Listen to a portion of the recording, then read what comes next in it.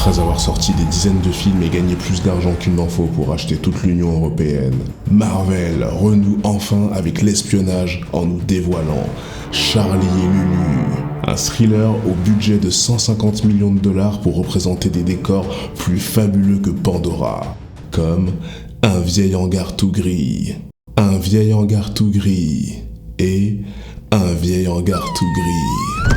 Marvel Studios présente vos nouveaux personnages secondaires préférés. Falcon, qui possède à présent l'inarrêtable bouclier qu'on peut arrêter avec une chaise en plastique. Le dangereux et surpuissant soldat de l'hiver, qui maintenant se fait agresser par une étudiante en fac d'histoire géo qui vote à les filles. Le baron Helmont Zemmour, qui est devenu le plus grand spécialiste de la culture afro-américaine. L'album ultime, qui exprime à lui seul tout le sentiment noir américain. Alors qu'il a fait sauter le roi du Wakanda pour mieux exprimer tout le sentiment des Africains. Tout allait bien, le tournage allait commencer, quand tout à coup, un enfoiré violet a claqué ses gros doigts tout sales. Soudain, le script et la quasi-totalité des scénaristes ont été transformés en cendres. Le Snap a laissé derrière lui un seul survivant, avec la tâche insurmontable de réécrire les 6 épisodes à moins de 20 minutes du début du tournage. C'est à ce moment précis que le super-héros des scénaristes paresseux a entendu la détresse de cet homme et a volé à son secours avec ses incohérences surnaturelles.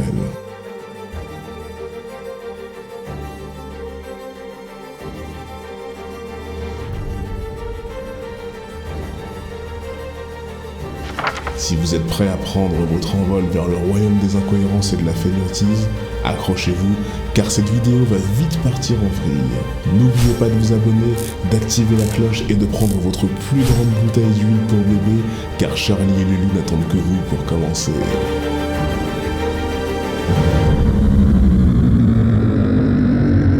La série commence avec Sam Wilson, le mec qui a reçu le bouclier de la part de Joe Biden. Mais comme il ne se sent pas digne d'être son successeur, il décide de refiler le bouclier au gouvernement. Mais s'il avait de toute façon l'intention de piétiner la dernière volonté de son pote, pourquoi il n'a pas refusé le bouclier dès le départ ? Je veux dire, pourquoi est-ce qu'on écrit cette série déjà ? Pour montrer l'évolution du personnage de Sam qui passe de faucon à vrai con. Imagine la réaction de Steve quand il a vu la news dans sa maison de retraite. « Oh mais quel bâtard ! Je lui avais filé ce que j'avais de plus précieux à ce gros oncle !» Ensuite, il y a la sœur de Sam qui pleurniche en mode « Ouais, j'ai trop de dettes, je dois tout gérer, en plus tu nous as abandonnés !» Et lui, comme c'est sa sœur, il se retient de lui dire « Abandonné ? J'étais mort pendant 5 ans, sale... » Et Bucky, il devient quoi pendant ce temps ? Il a des séances de psy obligatoires pour prouver qu'il ne va plus redevenir le soldat de l'hiver. Et en effet, il se bourre tellement la gueule qu'il est devenu le soldat de l'ivresse. Et sa vie amoureuse ? Eh bien, il rencontre une petite japonaise toute mignonne qui aimerait beaucoup se faire atomiser son petit Hiroshima tout serré. Du coup, elle lui propose de jouer au célèbre jeu Toucher, Enculé. Ok. Pendant ce temps-là, il y a des activistes modérés qui font parler d'eux. Ce sont les Flag Smashers. Parce qu'en fait, après que Thanos a complètement éliminé la moitié de l'humanité, tout était à volonté pour les survivants. Bouffe, maison gratuite. Malheureusement, les disparus sont réapparus, donc il faut bien leur rendre ce qui leur appartenait.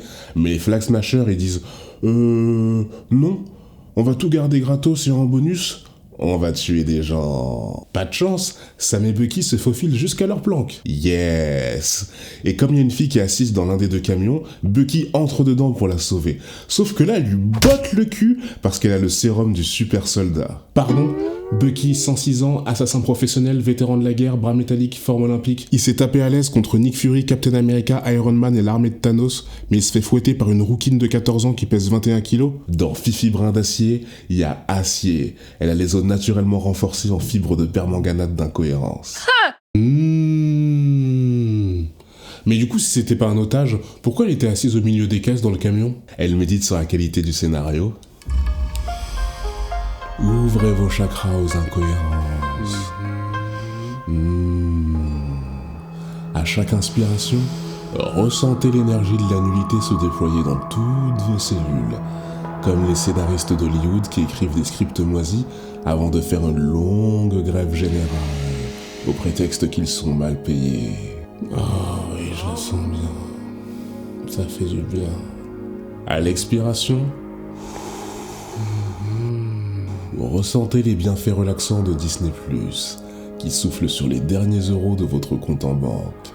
Je suis tellement détendu.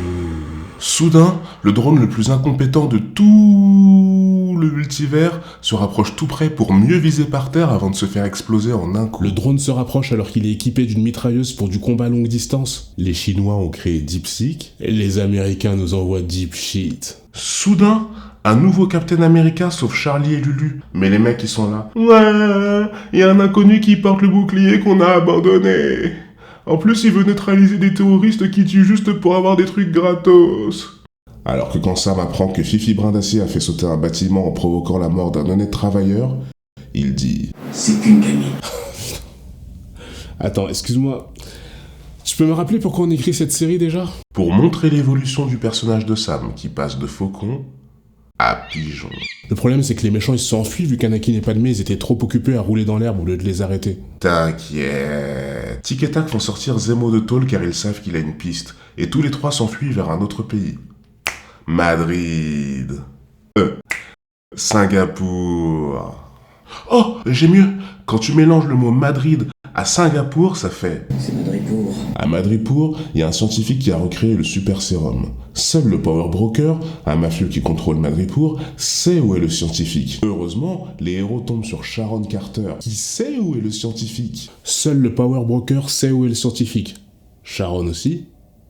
Sharon est le Power Broker. Attends, chut. On est censé révéler mon twist tout pourri qu'à la fin de la série. Oh. Ok, ensuite tout le monde quitte Madripour pour l'Europe, là où sont les manifestants pacifistes. Ouais. J'adore le moment où Fifi Top d'Acier fait tomber les dernières fioles et t'as Zemo qui piétine tout en mode « Regarde ce que j'écrase !»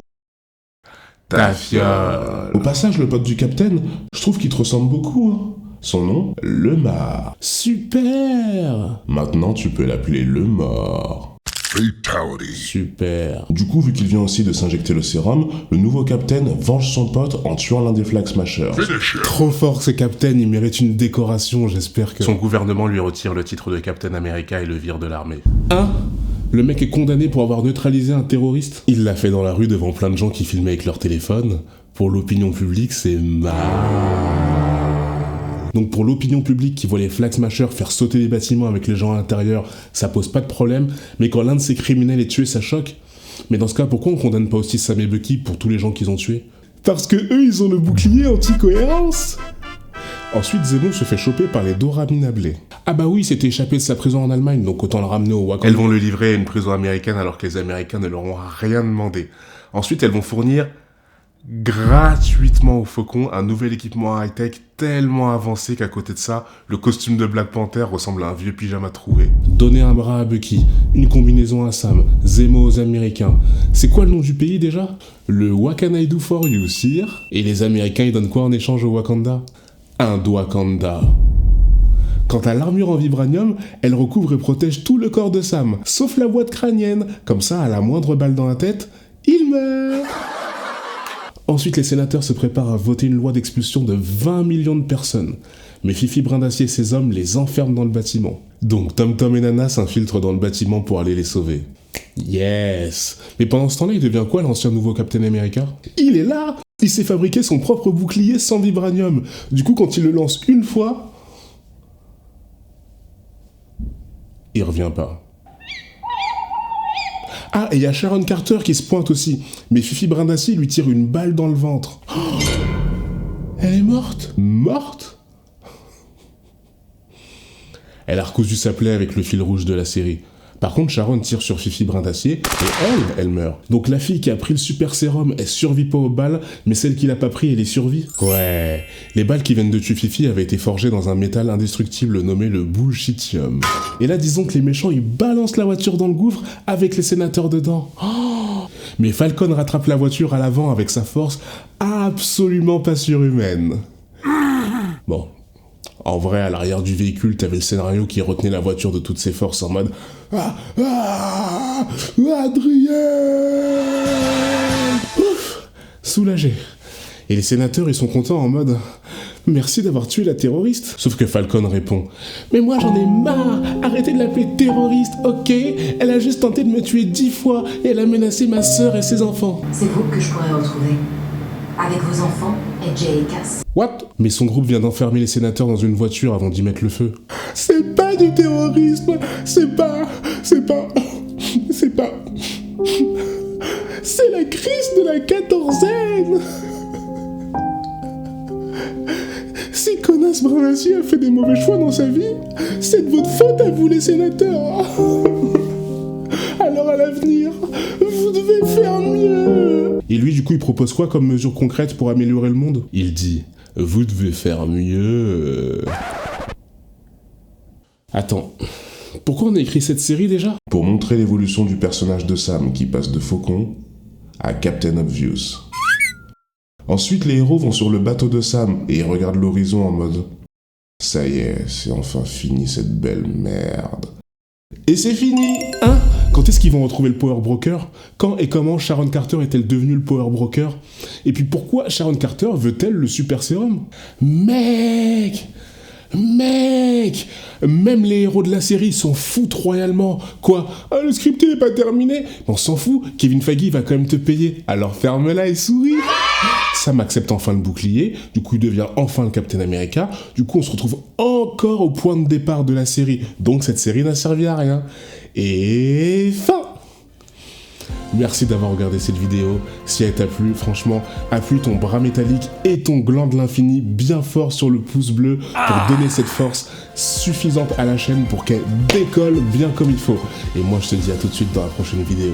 Bien entendu, tu vas me dire « Ouais, mais c'est pas normal, tu me manques, ouais, non, tu pars trop loin, tu disparais. » Eh ben écoute, si je te manque, franchement, en attendant que je te prépare la suivante qui va arriver très vite, n'hésite pas à regarder celle-ci qui s'affiche là ou là, je sais pas. Mais en tout cas, elle s'affiche bien quelque part. Si t'es déterminé, tu peux cliquer dessus. Et pendant ce temps-là, moi je te prépare la suivante. Merci, ciao ciao.